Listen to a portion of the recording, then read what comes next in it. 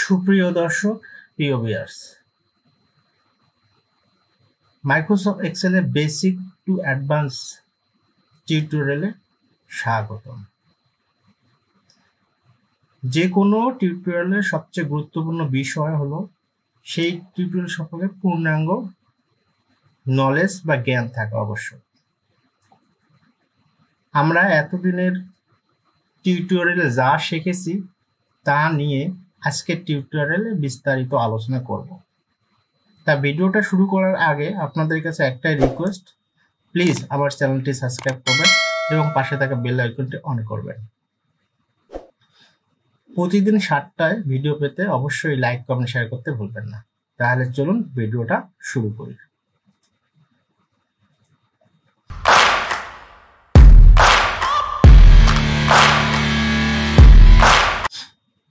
যাহা বলেছিলাম,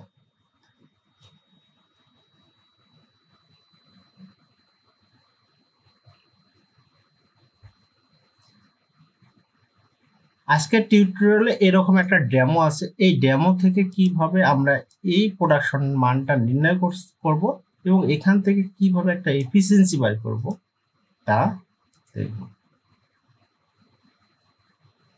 এই ডেমোটার বিস্তারিত বিশ্লেষণ আগামী নেক্সট ভিডিওতে থাকবে। এটা কিভাবে আসবে একটা সিম্পল ধারণা দেই। আমার প্রতিটা মেশিনে 9টা স্টেপ করে নেবো, অর্থাৎ এসি 3টা মানে 7টা। সাপোজ একটা মেশিনে 7বার প্রোগ্রাম চেঞ্জ হতে পারে সর্বোচ্চ। আমরা সর্বোচ্চ থেকে কাউন্ট করব, ঠিক আছে? সর্বোচ্চ থেকে কাউন্ট করব। তাহলে মেশিন নাম্বার লিখলাম, এটা ফ্লোর থাকবে, যে ফ্লোরে কাজ হবে সে ফ্লোর।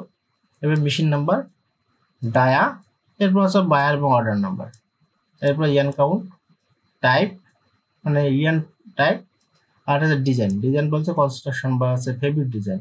এরপর আছে roll, A shift, B shift, C shift, total production.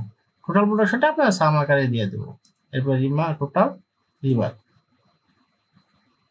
Same আমরা কি করবো পরের শিফটে, এই এ শিফট শেষ, সেম ভাবে আবার সি শিফটে আবার বি শিফটে ওই সেম কাজ করবো। 9টা স্ট্রাকচার দিয়ে দেবো, মেশিন নাম্বার সেম ভাবে আছে কি বায়ার, অর্ডার, ইয়ান টাইপ, ইয়ান কাউন্ট, কাউন্ট কম্পোজিশন, ডিজাইন, মানে এইভাবে আর কি প্রতিটা দিয়ে দেবো।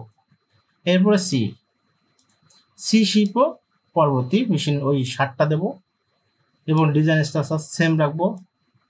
সেম রাখার পরে এরপরে পরবর্তীতে আমাদের ধাপ পরবর্তী যে মেশিনগুলো আছে, এইভাবে যতগুলো মেশিন আছে সবগুলো আমরা দেবো এইভাবেই একই স্ট্রাকচার অনুযায়ী।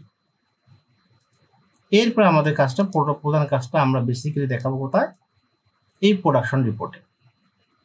অর্থাৎ আমরা যা প্রোডাকশনটা দিয়েছিলাম সেখান থেকে ক্যালকুলেশন করে কিভাবে এই ক্যালকুলেশনগুলো কাজ করে, কিভাবে এগুলো একটার পর একটা স্টেপ বাই স্টেপ নিয়ে আসে, তা আমরা বিস্তারিত নেক্সট ভিডিওতে দেখব।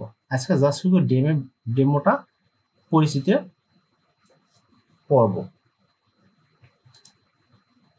এখানে আমরা কোনো না, আমরা ভ্যালিডেশন আমরা এখানে চেক করবো না। যা শুধু যেহেতু ভ্যালিডেশন, যেহেতু এক শিফটের প্রোগ্রাম একটাই মেশিনে চলবে, পরের মেশিনে হয় পরের শিফটে চলবে, আবার পরের শিফটে এভাবে এ বি সি শিফট পর্যন্ত চলে, অর্থাৎ 8 ঘন্টা 8 ঘন্টা নিটিং সেকশন বা আছে টেক্সটাইলে 8 ঘন্টা। তাহলে প্রতিটার মানটা আমরা এইভাবে তৈরি করব এবং সর্বশেষ দেয়া টোটাল প্রোডাকশন আমরা ওই 8 যে A shift, B shift, C shift করছিলাম সেখান থেকে মানটা এটা আমরা ক্যালকুলেশনের মাধ্যমে নিয়ে আসবো। অর্থাৎ এখানে আমরা কি পাবো, কি থাকবে, ইন্ডেক্স ম্যাক্স থাকবে, সাম থাকবে এবং আছে এম্পাস থাকবে, এরপর আছে সাব টোটাল থাকবে, এরপরে আছে কন্ডিশনাল ফরম্যাট এন থাকবে, এরপরে আমাদের সাব টোটাল থাকবে। মানে এতগুলো কন্ডিশন ব্যবহার করার পরে আমরা পূর্ণাঙ্গ ডাটাটা কিভাবে নির্ণয় করব নেক্সট ভিডিওতে দেখব। তা ভিডিওটা যদি ভালো লাগে তাহলে অবশ্যই লাইক, কমেন্ট, শেয়ার করতে ভুলবেন না এবং সাবস্ক্রাইব করতে ভুলবেন না।